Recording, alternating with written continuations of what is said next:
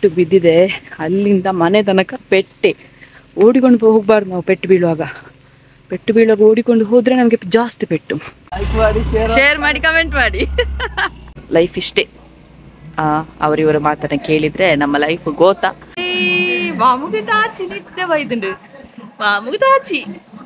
ಮಾಮು ತಾಚಿದೆ guys. ಎಂತ ಗೊತ್ತುಂಟಾ, ಇವತ್ತೊಂದು ದೊಡ್ಡ ಬಂಗುಡೆ ತಗೊಂಡು ಹೋಗಿದೆ ಇದು. Hi, welcome back to Vijay Kavitha's world YouTube channel. So ಇವತ್ತು ಸಂಡೇ, ಡೈಲಿ ಲೈಫ್ ವ್ಲಾಗ್ ಮಾಡ್ತಾ ಇದ್ದೇನೆ. ಸದ್ಯಕ್ಕೆ ಚುಬ್ಬೇಕನ ಮನೆಗೆ ಹೋಗ್ತಾ ಇದ್ದೇನೆ ಹಾಲು ತರಲಿಕ್ಕೆ. ಸೊ ಬನ್ನಿ ವ್ಲಾಗ್ ಶೇರ್ ಮಾಡೋಣ.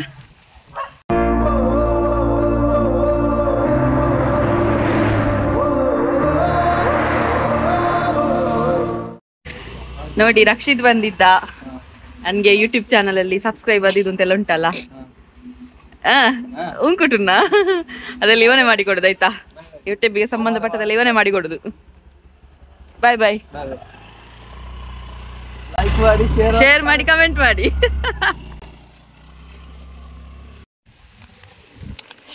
ಹೋಗ್ತಾ ಇದ್ದೇನೆ ನೋಡಿ. Green green green green, full green.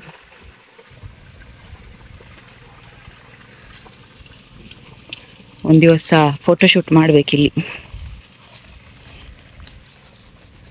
ನೋಡಿ ನನ್ನ background full green green green ಉಂಟಲ್ಲ.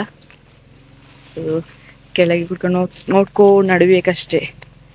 ಹಾವೇನಾದರೂ ಬಂದರೆ ಗೊತ್ತಾಗೋದಿಲ್ಲ, ಹಾಗೆ ಅಷ್ಟುಂಟು ಹುಲ್ಲು. ಮತ್ತು ಚುಬ್ಬಕ್ಕೆ ಎದುರುಗಡೆ ಬರ್ತೇನಂತ ಹೇಳಿದ್ದಾರೆ. ಸೊ ಇವತ್ತು ನಮ್ಮ ಊರಲ್ಲಿ ಮ್ಯಾಚ್ ಆಗ್ತಾ ಉಂಟು, ಕ್ರಿಕೆಟ್ ಮ್ಯಾಚ್. ಅದೇ ಚುಬ್ಬ್ಯಾಕ ಅಂತ ಹೇಳಿದಲ್ಲ, ಅವರ ಅಪ್ಪ ತೀರ್ಕೊಂಡು ಸ್ವಲ್ಪ ದಿನ ಆಯಿತು. ಸೊ ಅವರ ಲೆಕ್ಕದಲ್ಲಿ ಮ್ಯಾಚ್ ನಡೀತಾ ಉಂಟು ನಮ್ಮ ಊರಲ್ಲಿ. ಸೊ ನಾನು ಹೋಗ್ಬೇಕು ಅಂದ್ಕೊಂಡೆ, ಬಟ್ ಅಲ್ಲಿ ಹುಡುಗಿಯರೆಲ್ಲ ಬರಲಿಕ್ಕಿಲ್ಲ ಅಂತ ಹೇಳಿ ನಾನು ಹೋಗಲಿಲ್ಲ. ಸೊ ಎಲ್ಲ ಕ್ರಿಕೆಟ್ ಅಂತ ಹೇಳಿದರೆ ಫುಲ್ ಬಾಯ್ಸ್ ಎಲ್ಲ ಜಾಸ್ತಿ ಇರೋದು. ಸೊ ಹಾಗಾಗಿ ಹೋಗಲಿಲ್ಲ. ಈಗ ಹೋಗುವಾಗ ಒಂದು ವೇಳೆ ಕಂಡ್ರೆ ನಾನು ವಿಡಿಯೋ ಮಾಡ್ತೇನೆ. ಅಲ್ಲಿ ತನಕ ನಾನು ಹೋಗುದಿಲ್ಲ, ನಾನು ಇಲ್ಲಿ ಜಸ್ಟ್ ಟ್ರೈನ್ ಟ್ರ್ಯಾಕ್ ತನಕ ಅವ್ರು ಬರ್ತೇನೆ ಅಂತ ಹೇಳಿದರು, ಅಲ್ಲಿ ತನಕ ಹೋಗ್ತಿದ್ದೇನೆ. ಮತ್ತು ಸೊ ಎಂತ ಆದರೂ ಹೇಳಬೇಕು ಅಂದ್ಕೊಳ್ಳೋದು ಎಲ್ಲ ಮತ್ತೋಗ್ತದೆ. ಗೈಸ್, ನಮ್ಮ ಊರು ಹೇಗುಂಟು ಒಂದು ಕಮೆಂಟ್ ಮಾಡಿ ಆಯಿತಾ. ರಕ್ಷಿ ಬಂದಿದ್ದ, ಬೆಳಿಗ್ಗೆ ಬಂದಿದ್ದಾನೆ. ಆದರೆ ವಿಡಿಯೋ ಮಾಡಲಿಕ್ಕೆ ನನಗೆ ನೆನಪೇ ಇಲ್ಲ ಗೈಸ್. ಇವತ್ತು ವ್ಲಾಗ್ ಮಾಡಬೇಕು ಅಂದರೆ ನೆನಪಿಲ್ಲ. ಈಗ ಸಂಜೆ ವ್ಲಾಗ್ ಮಾಡ್ತಿದ್ದೇನೆ. ಟೈಮ್ ಎಷ್ಟು ಗೊತ್ತುಂಟು, 5 ಗಂಟೆ. ಮತ್ತೆ ಒಂದು ಚಿಕ್ಕಿ ಬಂದಿದ್ರು, ಅದು ಸಹ ಮಾಡಲಿಲ್ಲ ನಾನು. ಚುಬ್ಬಕ್ಕ ಬಂದರು.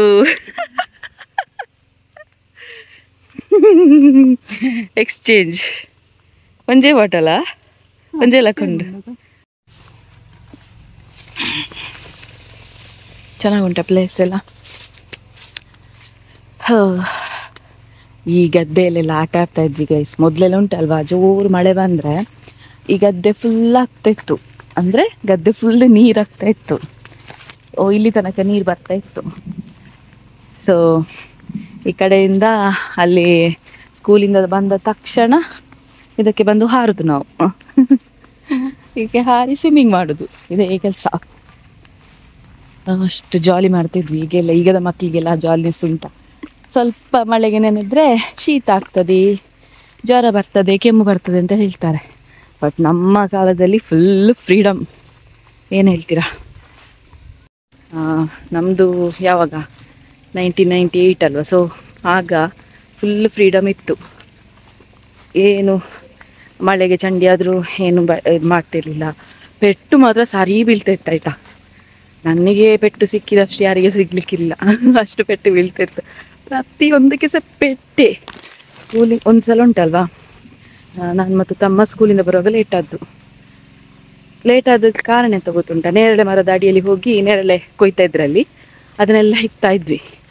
4:15 ರೀಚ್ ಆಗುವ ನಾವು 5 ಗಂಟೆ ತನಕ ಅಲ್ಲೇ ಬಂದರು. ಅಮ್ಮ ಬೆತ್ತ ಹಿಡ್ಕೊಂಡು, ಅದು ಸಹ ಎಂತ ಪುಳಿತಡರ್, ಹುಣಸೆ ಮರದ ಅಡರ್ ಇಟ್ಕೊಂಡು ಬಂದರು.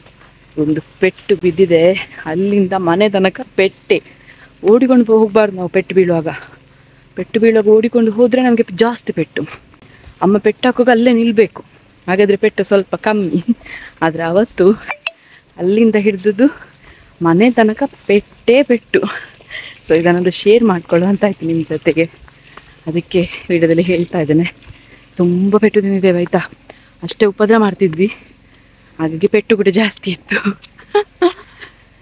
ಇದೆಲ್ಲ ಪ್ಲೇಸ್ ನೋಡುವಾಗ ನೆನಪಾಗ್ತದೆ ನಮಗೆ, ಪ್ಲೇಸ್ ಎಲ್ಲ ನೋಡುವಾಗ ನೆನಪಾಗ್ತದೆ ಎಷ್ಟು ಪೆಟ್ಟು ತಿಂದಿದ್ದೇವೆ ಹಾಗೆ ಹೀಗೆ ಅಂತ. ಈ ಸಲ ಮಳೆ ಕಡಿಮೆ ಅಲ್ವಾ, ಈ ಟೈಮಲ್ಲೆಲ್ಲ ಗದ್ದೆ ತೋಡು ಎಲ್ಲ ಫುಲ್ ಆಗಿರ್ತದೆ. ಬಟ್ ಇವತ್ತು ಈಗ ಇಲ್ಲ. ಇಲ್ಲೊಂದು ಹೂ ಉಂಟು ನೋಡಿ, ತೋರಿಸ್ತೇನೆ. ಚಂದ ಉಂಟಲ್ಲ ಹೂ ನೋಡಿ. ಈ ಕಡೆ ರೋಡ ಫುಲ್ ಆಗಿದೆ ನೋಡಿ, ಪೆಂಡಿಂಗ್ ಇಲ್ಲ, ಕ್ಲೀನ್ ರೋಡ್. ಮಾತ್ರ ಮಳೆ ಬಂದಾಗ ಇಲ್ಲೆಲ್ಲ ಫುಲ್ಲು ಪಾಚಿ.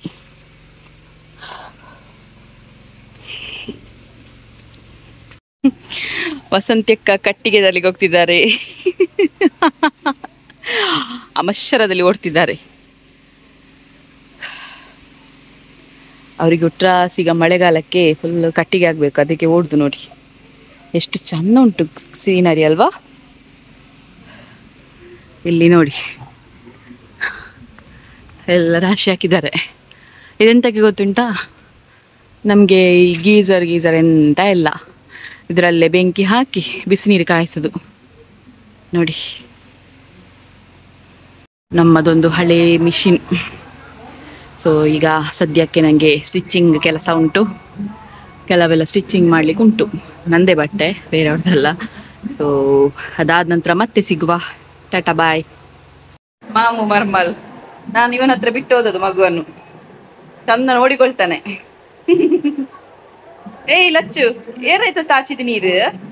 ಏ ಜೋಜ ದೇ ಮಗೆ, ಓಯ್ ಏನಾಯ್ತಲ್ಲ ತಾಚಿದ ನೀರು?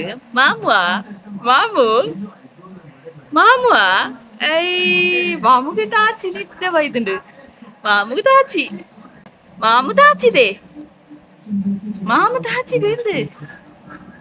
ಏಯ್ ನೋಡಿ ಮಾಮು ಮರ್ಮಲ. ನಿಮಗೆ ಒಂದು ವಿಷಯ ಹೇಳಿಲ್ಲ ಅಲ್ವಾ, ನಿನ್ನೆ ನಾನು ಪಾರ್ಲರ್ಗೆ ಹೋಗಿದ್ದೆ ಅಂತ ಹೇಳಿದೆ ಅಲ್ವಾ. ಸೊ ಹೇರ್ ಕಟ್ ಮುಂಚೆ ಮಾಡಿಸಿದ್ದೆ ನಾನು ಅಲ್ಲಿ ಎಲ್ಲ, ಈಗ ಸೈಡ್ ಹೇರ್ ಕಟ್ ಮಾಡಿಸಿದ್ದೇನೆ ನೋಡಿ ಇಲ್ಲಿ ಇಷ್ಟು. ಅದು ಈಗ ಸ್ವಲ್ಪ ಅಲ್ಲಿ ಹೋಗಿ ಸ್ವೆಟ್ ಆಗಿದೆ, ಹಾಗಾಗಿ ಅಷ್ಟು ಗೊತ್ತಾಗೋದಿಲ್ಲ. ಇನ್ನೊಂದ್ಸಲ ಹೇರ್ ಎಲ್ಲ ಫುಲ್ ಬಾಚಿ ನಾನು ನಿಮಗೆ ತೋರಿಸ್ತೇನೆ, ಚೆಂದಾಗಿದೆ ಮಾತ್ರ. ಎಷ್ಟು ಬೇಗ ಆಯಿತು ಗೊತ್ತುಂಟಾ ಸೈಡ್ ಹೇರ್ ಕಟ್ ನೋಡಿ. ಇಲ್ಲಿ ಲೇಯರ್ ಬಂದಿದೆ ಅಲ್ವಾ, ಇದು ಫ್ರಂಟ್. ಅಬ್ಬಾ, ಮೊನ್ನೆ ನಂಗೊಬ್ರು ಇನ್ಸ್ಟಾಗ್ರಾಮಲ್ಲಿ ಮೆಸೇಜ್ ಹಾಕಿದ್ರು. ಮೆಸೇಜ್ ಹಾಕುವಾಗಲೇ ಹೇಳಿದರು, ಇನ್ನು ನಾನು ಒಂದು ಹೇಳಿಕ್ಕುಂಟು ನಿಮ್ಮ ಹತ್ರ, ಬಟ್ ಇದನ್ನು ಯಾರ ಹತ್ರ ಕೂಡ ಶೇರ್ ಮಾಡಬೇಡಿ ಅಂತ. ಬಟ್ ಅವರ ಹೆಸರು ಹೇಳೋದಿಲ್ಲ, ನಾನೇನು ವಿಷಯ ಹೇಳಿದ್ರು ಅಂತ ನಿಮ್ಮ ಜೊತೆ ಶೇರ್ ಮಾಡ್ಕೊಳ್ತೇನೆ. ಅವರು ಹೇಳೋದು, ನೀವು ಯಾವತ್ತೂ ಕೂಡ ಹ್ಯಾಪಿಯಾಗಿರ್ತೀರಲ್ವ ವ್ಲಾಗಲ್ಲಿ. ಸೊ ನಮಗೆಲ್ಲ ಇವರು ಏನಾದರೂ ಹೇಳೋದು ಆ ಥರ ಎಲ್ಲ ತುಂಬ ಇರ್ತದೆ, ನಿಮ್ಗೆ ಯಾರು ಎಂತ ಸಹ ಹೇಳೋದಿಲ್ವಾ ಅಂತ ಹೇಳ್ತಾಯಿದ್ರು. ಅಂದರೆ ನಾನು ಜಾಲಿಯಾಗಿರ್ತೇನೆ, ಇದನ್ನು ಇದ್ದಾಗೆ ಹೇಳ್ತೇನೆ ಅಂತೆ, ಮತ್ತು ನಿಮ್ಗೆ ಯಾರು ಎಂಥದ್ದು ಹೇಳೋದಿಲ್ವ ಅಂತ. ಹೇಳಿಕೆ ತುಂಬ ಜನ ಹೇಳ್ತಾರೆ. ಸೊ ನೀವು ಬ್ಲಾಗ್ ನೋಡ್ತಿದ್ದೀರಿ ಅಂದ್ಕೊಳ್ತಾನೆ. ಸೊ ಹೇಳಿಕೆ ತುಂಬ ಹೇಳ್ತಾರೆ, ಅದನ್ನೆಲ್ಲ ನಾವು ಕೇರ್ ಮಾಡಬಾರ್ದು. ಎಂತ ಈಗ ಹೇಳ್ತಾರಲ್ವ, ಯಾರೋ ಬೆಳೀತಿದ್ದಾನಂತೆ ಹೇಳಿದರೆ ಹಿಂದೆಯಿಂದ ಹಾಗೆ ಹೀಗೆ ಅಂತೆಲ್ಲ ಹೇಳ್ತಾರೆ. ಅವರಿಗೆ ಕೆಲಸನೇ ಅದೊಂದು ಗಾದೆ ಮಾತು ಉಂಟಲ್ವ, ಎಂತ ಗಾದೆ ಮಾತು ಹೇಳ್ತಾರೆ ಅಂತ ಗೊತ್ತಿಲ್ಲ, ಎಂತ ಕೈಲಾಗದವನ ಕೊನೆಯ ಆಯುಧವೇ ಅಪಪ್ರಚಾರ ಅಂತ. ಎಲ್ಲ ಟ್ರೈ ಮಾಡ್ತಾನೆ, ಅದರಿಂದ ವರ್ಕೌಟ್ ಆಗೋದಿಲ್ಲ ಅಂತ ಹೇಳುವಾಗ ಲಾಸ್ಟಿಗೆ ಅದು ಬರೋದೇ ಅಪಪ್ರಚಾರ. ಅವಳು ಹಾಗಂತೆ ಇವಳು ಹೀಗಂತೆ ಅಂತ ಹೇಳ್ತಾರೆ, ಹೇಳೋರು ಹೇಳ್ತಾರೆ, ಅದನ್ನೆಲ್ಲ ನಾವು ಕೇರ್ ಮಾಡಬಾರ್ದು. ಸೊ ನಿಮಗೂ ಕೂಡ ಅಷ್ಟೇ, ನೀವು ಹೇಳಿದ್ರಿ ನನಗೆ ತುಂಬ ಜನ ಹೇಳ್ತಾರೆ ಹಾಗೆ ಹೀಗೆ ಅಂತ. ಅವರು ಕೂಡ ಒಬ್ಬರು ಬ್ಲಾಗರ್ ಅಂತೆ. ಸೊ ಅವರು ನನಗೆ ಜಸ್ಟ್ ಬ್ಲಾಗ್ ಹೇಗೆ ಇಂಪ್ರೂವ್ ಮಾಡಬೇಕು ಅಂತೆಲ್ಲ ಸಜೆಷನ್ ಎಲ್ಲ ತಗೊಳ್ತಾ ಇದ್ರು, ಆಗ ಅವರು ಮೆಸೇಜಲ್ಲಿ ಹೇಳಿರುವಂಥದ್ದು. ಸೊ ನಿಮ್ಮ ಜೊತೆ ಶೇರ್ ಮಾಡ್ಕೊಳ್ಳುವಂತಾಯಿತು ಹಾಗೆ. ಸೊ ಇವರು ಏನು ಹೇಳ್ತಾರೆ ಅಂತ ಹೇಳಿ ನಾವು ಸುಮ್ಮನೆ ಕೂರಬಾರ್ದು, ನಾವು ನಮ್ಮ ಕೆಲಸವನ್ನು ಮಾಡ್ತಾ ಇರಬೇಕು. ಸೊ ನಮ್ಮ ಬೆಳವಣಿಗೆ ನೋಡಿ ಅವರಿಗೆ ಉರಿಬೇಕು, ಹಾಗೆ ಬೆಳಿಬೇಕು. ಮತ್ತೇನಂತ ಹೇಳಿದರೆ ನಾವು ಫೀಲ್ ಆಗಬೇಕು ಅಂತ ಇದ್ದರೆ, ಅಂದರೆ ಈಗ ನಮಗೆ ತುಂಬ ಫೀಲ್ ಆಗ್ತಿದೆ ಅಂತ ಹೇಳಿದರೆ ನಾವು ಫ್ರೀ ಇದ್ದಾಗ ಮಾತ್ರ ನಮಗೆ ಫೀಲ್ ಆಗೋದು. ನಮ್ಮ ಲೈಫನ್ನು ಯಾವತ್ತೂ ಫ್ರೀ ಇಡಲೇಬಾರ್ದು. ಫುಲ್ ಬಿಸಿ ಬಿಸಿ ಬಿಸಿ ಬಿಸಿ ಅಂತ ಇರಬೇಕು. ಆಗ ನಮಗೆ ಈ ಕೆಲವು ನೋವುಗಳಾಗಿರ್ಬೋದು, ಮತ್ತು ಅವರಿವರು ಹೇಳೋದು ಅದೆಲ್ಲ ನಮಗೆ ತಲೆಗೆ ನಾಟೋದೇ ಇಲ್ಲ. ನಾವು ಎನಿ ಟೈಮ್ ಬಿಸಿ ಬಿಸಿ ಬಿಸಿ. ನನಗೆ ತುಂಬ ಬೇಜಾರಾದಾಗ ನನ್ನ ಮಗು ಹತ್ರ ಹೋಗಿ ಟೈಮ್ ಸ್ಪೆಂಡ್ ಮಾಡ್ತೇನೆ, ನನಗೆ ರಿಲೀಫ್ ಫೀಲ್ ಆಗುತ್ತೆ. ಅಥವಾ ನಾನು ವ್ಲಾಗ್ ಮಾಡಲಿಕ್ಕೆ ಸ್ಟಾರ್ಟ್ ಮಾಡ್ತೇನೆ. ನಿನ್ನೆಲ್ಲ ಮೊನ್ನೆ ಒಂದು ಸಲ ಏನೋ ಒಂದು ಬೇಜಾರಿತ್ತು, ಸುಮ್ಮನೆ ಅಳ್ತಾ ಇದ್ದೆ. ಅಳ್ತಾ ನಾನು ಯಾಕೆ ಅಳಬೇಕು, ಯಾರ್ಯಾರಿಗೋಸ್ಕರ ನಾನು ಯಾಕೆ ಅಳಬೇಕು, ಬೇಡ ನಾನು ಅಳಲ್ಲ ಅಂತ ಹೇಳಿ ವ್ಲಾಗ್ ಸ್ಟಾರ್ಟ್ ಮಾಡಿದೆ. ಸೊ ಆ ಫೇಸಲ್ಲಿ ಕೂಡ ಸ್ವಲ್ಪ ಎಮೋಷ್ನಲ್ ಇತ್ತು, ಕಣ್ಣಲ್ಲೆಲ್ಲ ನೀರೆಲ್ಲ ಇತ್ತು. ಅದು ಯಾರು ಕೂಡ ಅಬ್ಸರ್ವ್ ಮಾಡಲಿಲ್ಲ.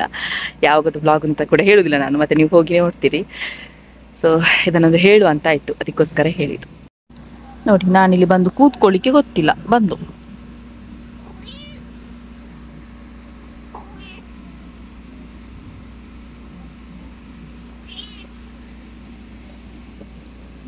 ಹೇಳಿದ್ದೆ ಅಲ್ವಾ ಅಮ್ಮಂದು ಕೂಡ ಯೂಟ್ಯೂಬ್ ಚಾನಲ್ ಸ್ಟಾರ್ಟ್ ಮಾಡ್ತೇನೆ ಅಂತ. ಸೊ ಆದಷ್ಟು ಬೇಗ ಸ್ಟಾರ್ಟ್ ಮಾಡ್ತೇನೆ, ಒಂದು 2-3 ದಿವಸದಲ್ಲಿ ಸ್ಟಾರ್ಟ್ ಮಾಡ್ತೇನೆ. So full ತುಳುವಲ್ಲಿರುತ್ತೆ. ಟೈಟಲ್ ಕೂಡ ಇಟ್ಟಿದ್ದೇನೆ, ಆದಷ್ಟು ಬೇಗ ಟೈಟಲ್ ಜೊತೆಗೆ ಪ್ರೋಮೋ ಕೂಡ ಹಾಕ್ತೇನೆ. ನೋಡುವ ನಿಮ್ಮ ಸಪೋರ್ಟ್ ಎಷ್ಟು ಇರ್ತದೆ ಅಂತ. ಸೊ ಆಲ್ರೆಡಿ ಏನೆಲ್ಲ ವೀಡಿಯೋ ಬೇಕು ಅಂತ ಇನ್ಸ್ಟಾಗ್ರಾಮಲ್ಲಿ ಮೆಸೇಜ್ ಬರ್ತುಂಟು, ಈ ಥರ ವೀಡಿಯೋ ಮಾಡಿ ಹೆಲ್ಪ್ ಆಗುತ್ತೆ ಅಂತ. ಸೊ ಅಮ್ಮನ ಕೆಲವು ಮದ್ದಿದೆಲ್ಲ ಬೇಕಂತ ಅವರಿಗೆ. ನೋಡುವ, ಒಬ್ಬರಿಗೆ ಹೆಲ್ಪ್ ಆಗೋದು ಅಂತ ಇದ್ದರೆ ಖಂಡಿತ ಅಮ್ಮನ ಜೊತೆ ವೀಡಿಯೋ ಮಾಡಿಸ್ತೇನೆ. ಸೊ ಅಮ್ಮ ಈಗ ಅದೇ ಮಳೆಗಾಲಕ್ಕೆ ಕಟ್ಟಿಗೆ ಮಾಡೋದ್ರಲ್ಲಿ ಬ್ಯುಸಿ ಇದ್ದಾರೆ. ಸೊ ಹಾಗಾಗಿ ಬೇಗ ಸ್ಟಾರ್ಟ್ ಮಾಡಲಿಕ್ಕೆ ಆಗಿಲ್ಲ. ಇನ್ನು 2-3 ದಿವಸದಲ್ಲಿ ಫುಲ್ ಕಂಪ್ಲೀಟ್ ಆಗ್ತದೆ. ಮತ್ತು ನಾನು ಅಮ್ಮನ ವೀಡಿಯೋ ಹಾಕ್ತೇನೆ. ಸೊ ತುಳು ವ್ಲಾಗ್ ಆಗಿರ್ಬೋದು, ಇನ್ಫಾರ್ಮೇಷನ್ ಎಲ್ಲ ಇರುತ್ತೆ ಅದರಲ್ಲಿ. ಮತ್ತು ಆಗಲೇ ಹೇಳಿದಾಗೆ ಯಾರಾದರೂ ಏನಾದರೂ ಹೇಳಿದರು ಅಂತ ಹೇಳಿದರೆ ವರಿ ಮಾಡ್ಕೊಳ್ಬೇಡಿ. ಲೈಫನ್ನು ಫುಲ್ ಬ್ಯುಸಿ ಇಟ್ಕೊಳ್ಳಿ, ಆಗ ನಿಮಗೆ ಯಾವ ನೋವುಗಳು ಕೂಡ ಇರೋದಿಲ್ಲ. ಅಥವಾ ಮನೇಲಿ ಯಾರಾದರೂ ಮಕ್ಕಳಿದ್ರೆ ಮಕ್ಕಳ ಜೊತೆ ಆಟಾಡಿ, ಸ್ವಲ್ಪ ರಿಲೀಫ್ ಫೀಲ್ ಸಿಗುತ್ತೆ. ಮತ್ತೊಂದೇನಂತ ಹೇಳಿದರೆ, ಈ ಥರ ನನ್ನ ಥರ ವ್ಲಾಗ್ ಮಾಡಿ ಏನಿದ್ರು ಕೂಡ ಮೊಬೈಲ್ ಮುಂದೆ ಇಟ್ಕೊಂಡ್ರೆ ಎಲ್ಲ ಬೇಜಾರೆಲ್ಲ ಹೋಗುತ್ತೆ, ಎಲ್ಲ ಹ್ಯಾಪಿನೆಸ್ ಬರುತ್ತೆ. ಯಾಕಂತೇಳಿದ್ರೆ ನಮ್ಮ ಮುಖ ನೋಡುವಾಗ ನಮಗೆ ಸ್ವಲ್ಪ ಪ್ರೌಡ್ ಫೀಲ್ ಬರಬೇಕು, ಆ ಥರ ಇರಬೇಕು. ಸೊ ಲೈಫ್ ಇಷ್ಟೇ. ಅವರಿವರ ಮಾತನ್ನು ಕೇಳಿದರೆ ನಮ್ಮ ಲೈಫ್ ಗೋತಾ. ಅದರ ಬದಲು ನಮ್ಮ ಮಾತು ನಮಗೆ ಮನಸ್ಸಿಗೆ ಏನು ಹಿಡಿಸುತ್ತೋ ಸೊ ಅದನ್ನೇ ಮಾಡಿದರೆ ಏನೂ ಆಗಲ್ಲ. ಹಾಗೆ ನನಗೆ ಹೇಳ್ತಾರೆ ಅಮ್ಮ ಜೊತೆ ವೀಡಿಯೋ ಮಾಡುವಾಗ, ಆಕಳಿಗೆ ಪೂರ ಬೋರ್ಡ್ ಇತ್ತನ, ಅಂದರೆ ಅವರಿಗೆ ಇದೆಲ್ಲ ಬೇಕಿತ್ತ, ನಮ್ಮನಿಗೆ ಏಜಲ್ಲೆಲ್ಲ ಬೇಕಿತ್ತ ಅಂತ. ಅವರ ಹ್ಯಾಪಿನೆಸ್, ಅದನ್ನು ಮತ್ತೊಬ್ಬರು ಹೇಳುವಂಥ ರೈಟ್ಸ್ ಯಾರಿಗೂ ಇಲ್ಲ, ಹೌದಲ್ವಾ? ನಾವೇನು ಮಾಡ್ತೇವೋ ಅದು ನಮಗೆ ಬಿಟ್ಟದು.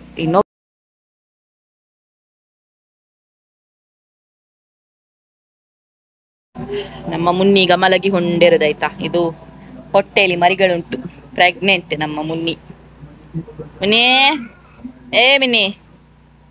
ಮಿನ್ನಿ ಗೈಸ್, ಎಂತ ಗೊತ್ತುಂಟ, ಇವತ್ತು ಒಂದು ದೊಡ್ಡ ಬಂಗುಡೆ ತಗೊಂಡು ಹೋಗಿದೆ ಇದು. ಅದು ಕೂಡ ಇದ್ರ ಬಗ್ಗೆ ಒಂದು ಹೇಳಲೇಬೇಕು, ಎಷ್ಟು ಬುದ್ಧಿ ಉಂಟು ಅಂತ ಹೇಳಿದರೆ, ಬಂಗುಡೆ ತಗೊಂಡು ಹೋಗ್ಲಿಕ್ಕೆ ಹೋಗಿದೆ. ನಾನು ಓಡಿಸ್ಕೊಂಡು ಹೋದ್ನಾ, ಹೋಯ್ತು, ಕಚ್ಚಿಕೊಂಡು ಹೋಗಿ ತಿನ್ಲಿಕ್ಕೆ ಧೈರ್ಯ ಇಲ್ಲ ಇದಕ್ಕೆ. ತಿನ್ಲಿಕ್ಕೆ ಧೈರ್ಯ ಇಲ್ಲ, ಅಲ್ಲಿ ಇಟ್ಟು, ಅಂದರೆ ಹಿಂದ್ಗಡೆ ಇಟ್ಟು ಅಮ್ಮ ಬರಲಿಕ್ಕೆ ಕಾಯ್ತಾ ಉಂಟು. ಅಮ್ಮ ತಿನ್ಲಿಕ್ಕೆ ಹೇಳಿದರೆ ಮಾತ್ರ ಅದು ತಿನ್ನುದು.